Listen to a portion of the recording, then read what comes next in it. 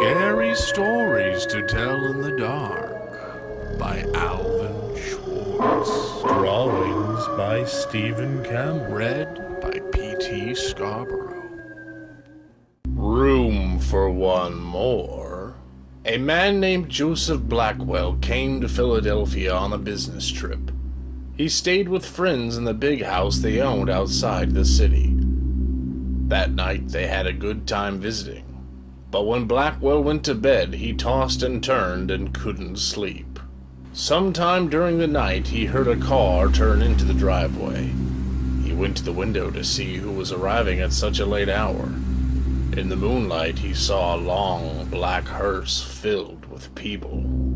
The driver of the hearse looked up at him. When Blackwell saw his queer, hideous face, he shuddered. The driver called to him. "There's room for one more." Then he waited for a minute or two, and he drove off. In the morning, Blackwell told his friends what had happened. "You were dreaming," they said. "I must have been," he said, "but it didn't seem like a dream." After breakfast, he went into Philadelphia. He spent the day high above the city in one of the new office buildings there. Late in the afternoon, he was waiting for an elevator to take him back down to the street. But when it arrived, it was very crowded. One of the passengers looked out and called to him. "There is room for one more," he said. It was the driver of the hearse.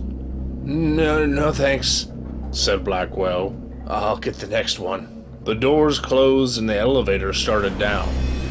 There was shrieking and screaming, then the sound of a crash. The elevator had fallen to the bottom of the shaft.